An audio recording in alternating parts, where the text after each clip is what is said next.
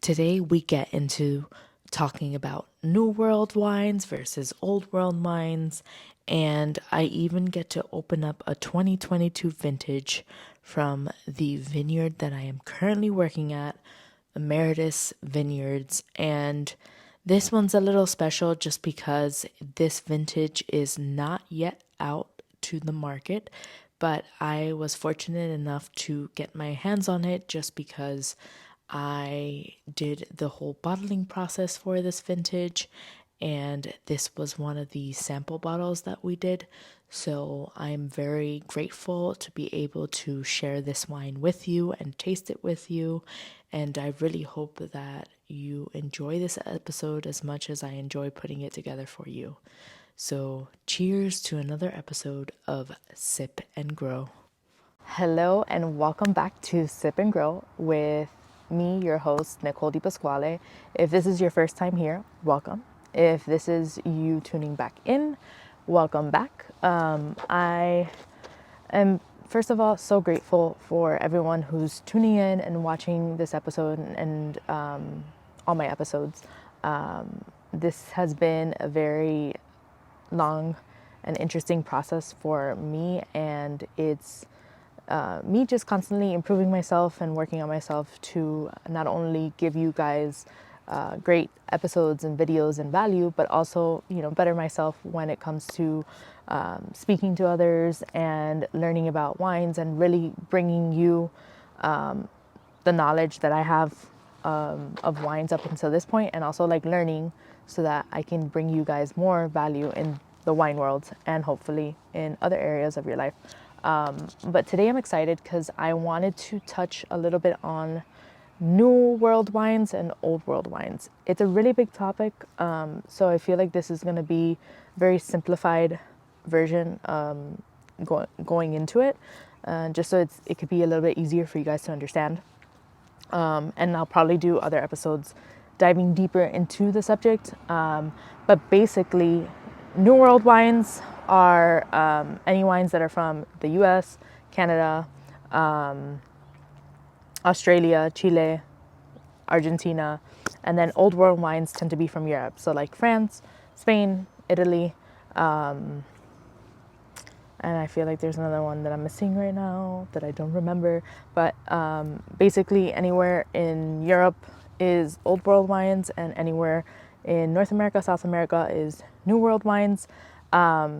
And it's a term that is used a lot within the industry. So I feel like if you're someone that just is getting into wines and you hear someone say, "Oh, that's like a New World wine or an Old World wine," you're going to be like, "What is going on? What is this?"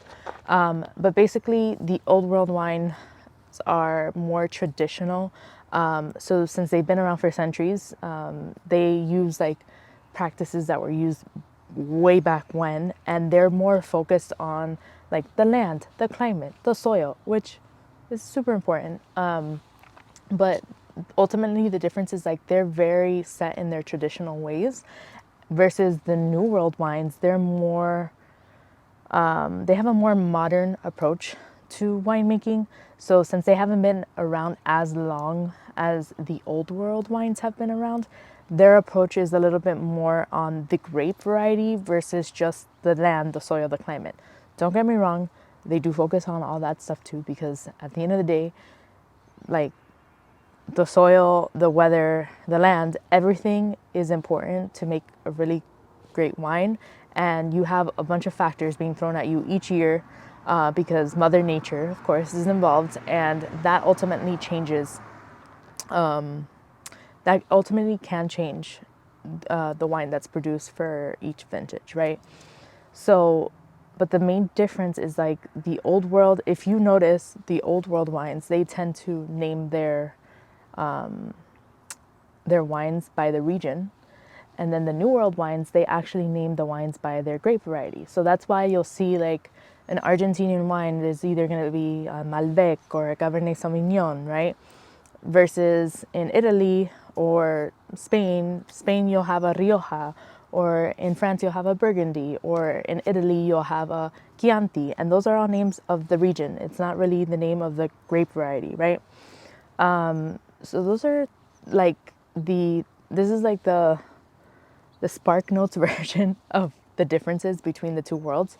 But what's interesting is that even though the old world wines, like everyone's set in their own ways, right? So like the new world wines have a more modern approach to the winemaking process, and then the old world wines have a more traditional way of doing or harvesting the wines that they do, right?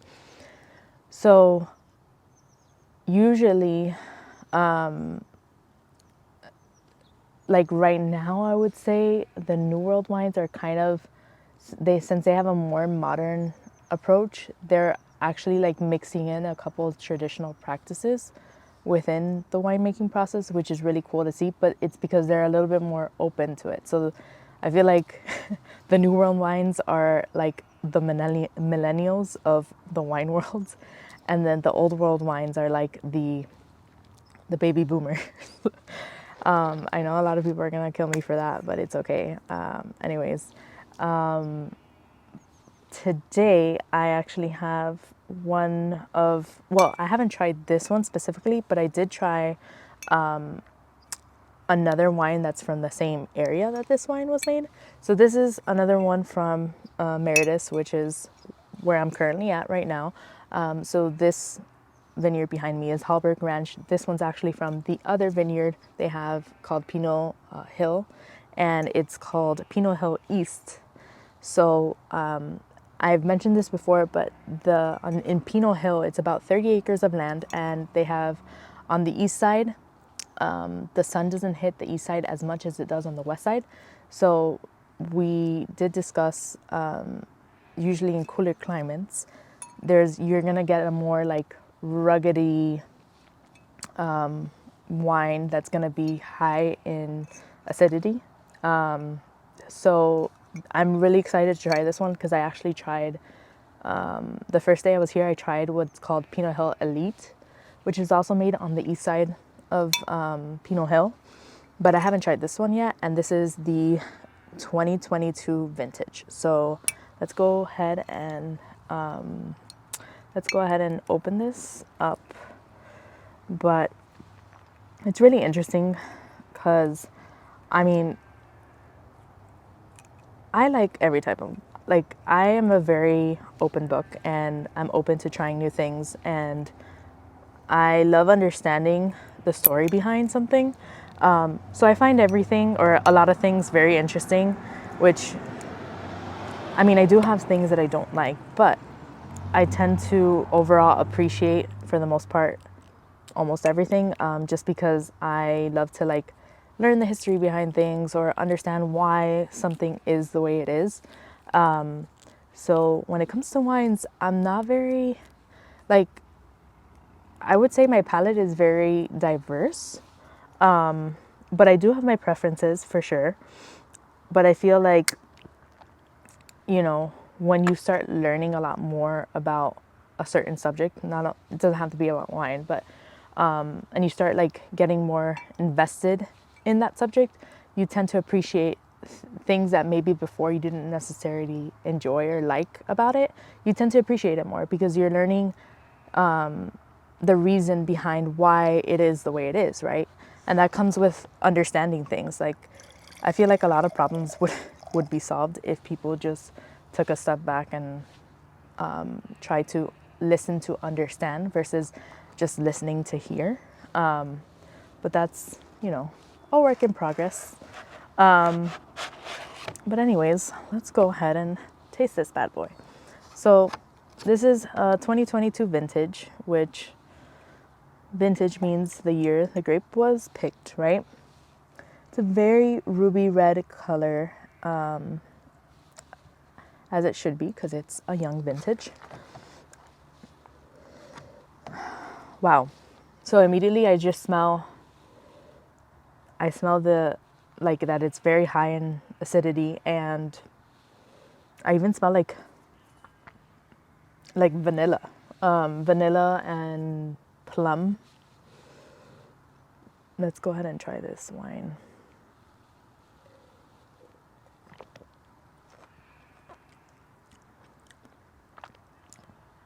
Oh, wow. So it's a very highly acidic wine. goes down smoother. It's softer. It has softer tannins. So if you have tried the Pinot Hill West, it's a little bit, the tannins in the Pinot Hill West are a lot harsher than the ones in the Pinot Hill East. But this makes sense because this is in a cooler climate. So it's higher in acidity, and it has like that, you just feel like that mugginess, the like almost like, you know, when you're in a foggy place and you just like smell the fogginess and everything, like almost like wet grass. Not that I smell wet grass, but I taste like that mugginess in the wine, which is really cool.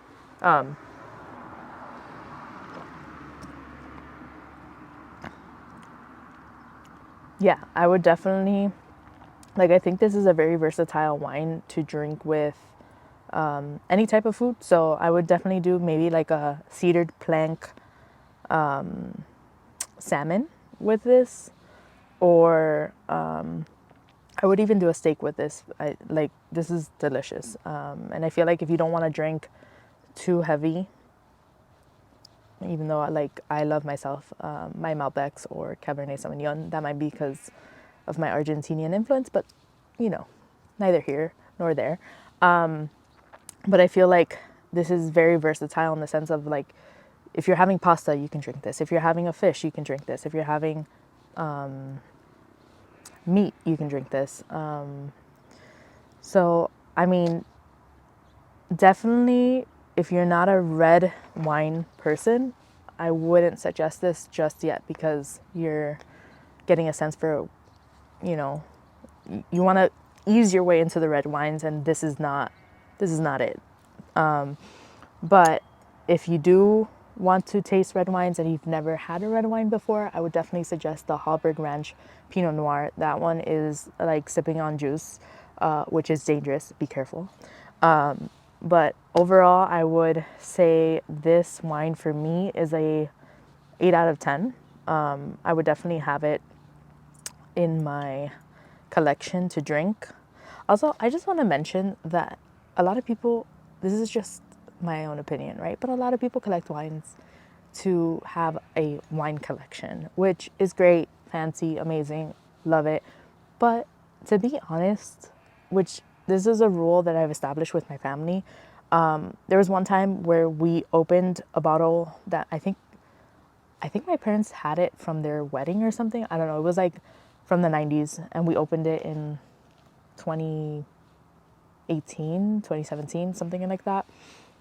And it was bad. Like, if you see on the chart here, there's this area that says faults. So like if a wine is faulty, you're gonna taste like rotten egg, or smell and taste, right? Or you're gonna taste that it's corked or vinegary. It tasted vinegary. And we all looked at each other, and right then and there we were like, you know what, from now on, we're gonna drink the wines, you know, when we get the wines. We don't have to age it for 5 or 10 years. We're gonna let it, like, maybe the most 2 years max, but we're just gonna enjoy all the wines because at the end of the day, oh, hello, Mr. Bug.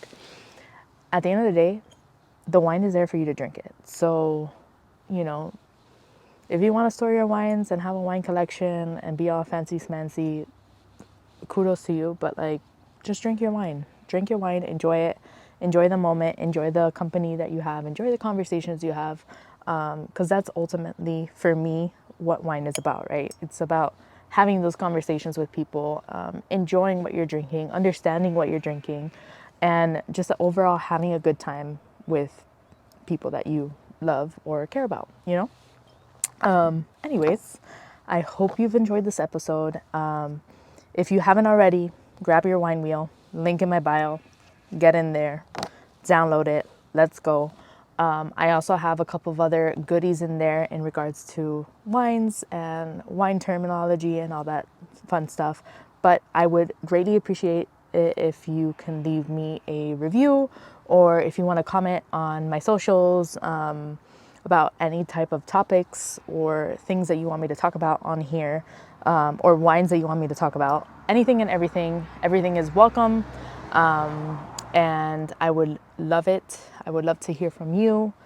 Send me a DM, send me an email, anything, any form of communication through socials or email. Just send me a message, and I would love to bring your idea to fruition through my platform. So, anyways, I hope you guys have a great night or day, and drink your glass of wine daily, because a bottle a day, I think, keeps a doctor away, is what they say. I'm just kidding. I'm not, but drink responsibly. Can't wait for the next episode. I hope to see you there, and love you guys. Thank you. Cheers.